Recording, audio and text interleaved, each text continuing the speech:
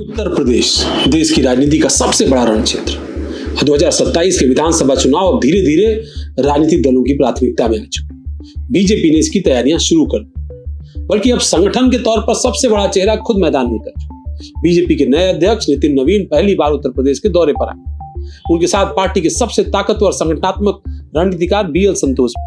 लेकिन सवाल यह है कि क्या सिर्फ एक औपचारिक दौरा है? क्या बीजेपी 2027 की पूरी चुनावी स्क्रिप्ट लखनऊ में लिखने जा रही है? क्या योगी आदित्यनाथ, केशव प्रसाद मौर्य, ब्रजेश पाठक के बीच चल रही राजनीतिक दूरी खत्म करने की कोशिश होगी? क्या टिकट बंटवारे का फॉर्मूला तय होगा? क्या सहयोगी दलों के साथ सीट शेयरिंग पहली बार बातचीत के आधार पर आगे बढ़ेगी? और सबसे बड़ा सवाल, क्या बीजेपी 2024 के लोकसभा चुनाव में मिले झटके से उबर चुकी है और नई रणनीति के साथ सामने आ रही है? नमस्कार, मैं हूं अवनीश विद्यार्थी और आप देख रहे हैं अपना चहेता digital platform breaking tube. Lok Sabha चुनाव 2024 बीजेपी के लिए उत्तर प्रदेश में उम्मीदों के मुताबिक नहीं रहा।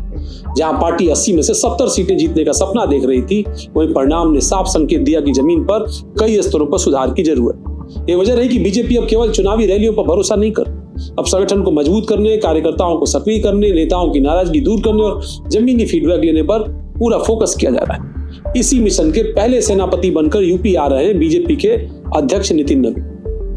लखनऊ एयरपोर्ट से लेकर बीजेपी मुख्यालय तक नितिन नवीन का भव्य स्वागत हुआ। असली राजनीति दरअसल स्वागत में नहीं, बैठकों के अंदर छिपी। इस दौरे में नितिन नवीन कई अहम बैठकों का हिस्सा बनने वाले। और सबसे पहले जो बैठक हुई नई प्रदेश टीम के साथ, फिर हनुमान मंदिर में दर्शन हुआ। उसके बाद बीजेपी सांसद, विधायक, विधान परिषद और राज्यसभा के सांसदों के साथ संयुक्त बैठक। और बैठक में कौन रहा उनके साथ? योगी आदित्य, दोनों डिप्टी सीएम और प्रदेश के अध्यक्ष पंकज चौधरी, संगठन के महामंत्री धर्म। आमतौर पर सांसद और विधायक अलग अलग बैठकों का हिस्सा होते, लेकिन इस बार दोनों को एक साथ बुलाया गया। और इसका संदेश साफ है कि अब व्यक्तिगत राजनीति की बात नहीं हुई, सिर्फ संगठन की राजनीति की बात। बीजेपी नेतृत्व तो अच्छी तरह जानता है कि कई जिलों में सांसद और विधायकों के बीच आपस में तालमेल, स्थानीय स्तर पर खींचतान संगठन को नुकसान पहुंचाए। ऐसे में नितिन नवीन सभी जनप्रतिनिधियों को एक साथ मंच पर बिठाकर संदेश देने की कोशिश कर रहे हैं। 2027 में व्यक्तिगत महत्वाकांक्षाओं का खेल नहीं, बीजेपी के लिए जीत मायने रखेगी और यही उनका ध्येय वाक्य। इस बैठक का दूसरा बड़ा उद्देश्य क्या है? जमीनी फीडबैक। बीजेपी अब केवल सर्वे पर भरोसा नहीं करना चाहती। हर विधायक सांसद से पूछा जाएगा कि दरअसल उसके क्षेत्र में क्या कुछ चल रहा है, किस रणनीति के साथ बीजेपी आगे बढ़ रही है, कार्यकर्ता क्या सोचते हैं, विकास योजनाओं का क्या हो रहा है, किस तरीके से पार्टी आगे बढ़ने जा रही है और किस तरीके से विपक्ष आगे बढ़ने जा रहा है। विपक्ष की दरअसल उनके इलाके में क्या रणनीति है, ये भी बीजेपी की इस बैठक का एजेंडा है।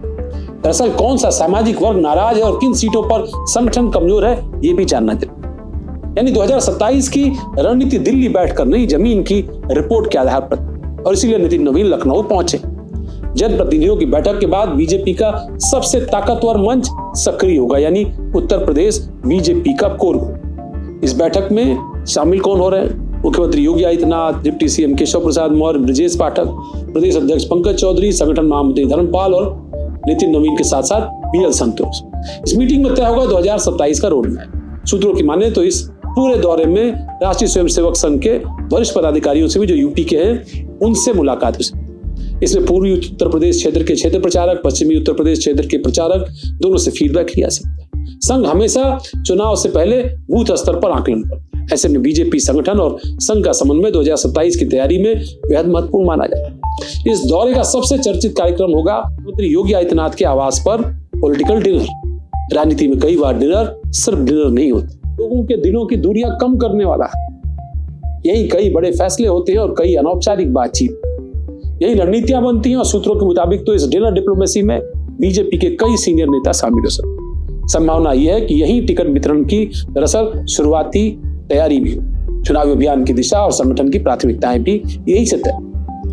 नितिन नवीन मुख्यमंत्री योगी आदित्यनाथ के घर पर जब डिनर कर रहे होंगे, उसके अगले ही दिन डिप्टी सीएम केशव प्रसाद मौर्य के घर वो चाय भी पीने जाएंगे। उसके बाद फिर ब्रजेश पाठक के घर भी पकौड़ी और समोसे खाने जाएंगे। राजनीतिक संदेश बिल्कुल साफ है। बीजेपी दिखाना चाहती है कि बीजेपी में उत्तर प्रदेश के अंदर कोई गुट नहीं, कोई दूरी नहीं, सब साथ साथ। पिछले कुछ वर्षों में योगी और केशव के बीच मतभेद की चर्चाएं कई बार आई। ब्रजेश पाठक भी कई मुद्दों पर अलग राय रखते दिखाई पड़े, लेकिन नितिन नवीन का ये दौरा सिर्फ चुनावी नहीं है, बार बार कह रहा हूं, बल्कि संगठनात्मक एकजुटता को भी दिखाने का मिशन। 2027 के चुनाव में बीजेपी का सबसे कठिन काम है टिकट बांटना। हर सीट पर दर्जनों दावेदार हैं, विधायक बदलने का दबाव है, नए चेहरे लाने की मांग है और जातीय समीकरण और स्थानीय संगठन अलग से जोड़ना।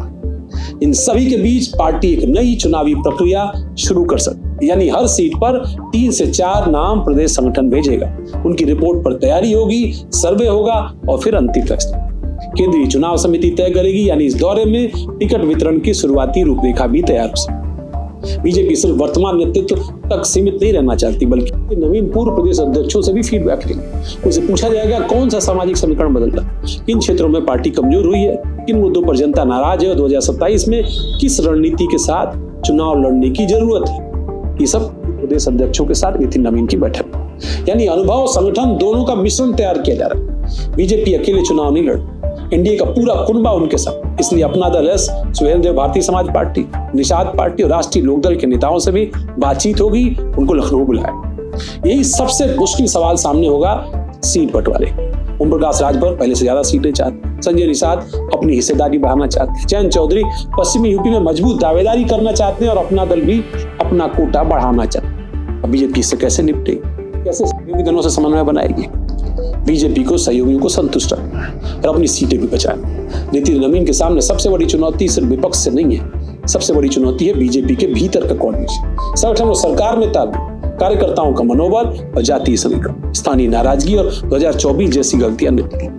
कुल मिलाकर नितिन नवीन का दौरा सिर्फ औपचारिक यात्रा नहीं है, 2027 के विधानसभा चुनाव की दरअसल शुरुआती पटकथा है। यही तय होगा बीजेपी किन मुद्दों पर चुनाव लड़े, किस रणनीति के साथ मैदान में उतरे, कौन संगठन संभालेगा, कौन टिकट पाएगा, कौन नाराज होगा और कैसे पूरी पार्टी को एकजुट रखा जाए। यानी लखनऊ में होने वाली ये बैठकें आने वाले 2 वर्षों की राजनीति की दिशा तय। अब सबसे बड़ा सवाल यही है कि बीजेपी 2024 के झटके से सबक लेकर 2027 में नई रणनीति के साथ वापसी करेगी या विपक्ष उसे फिर से मोर्चे पर घेरने में कामयाब। अपनी राय में कमेंट बॉक्स में जरूर बताइएगा। आपको वीडियो पसंद आया हो तो लाइक और सब्सक्राइब करना मत भूलिएगा। हमारे चैनल को आपकी प्रतिक्रिया का इंतजार रहेगा। नमस्कार।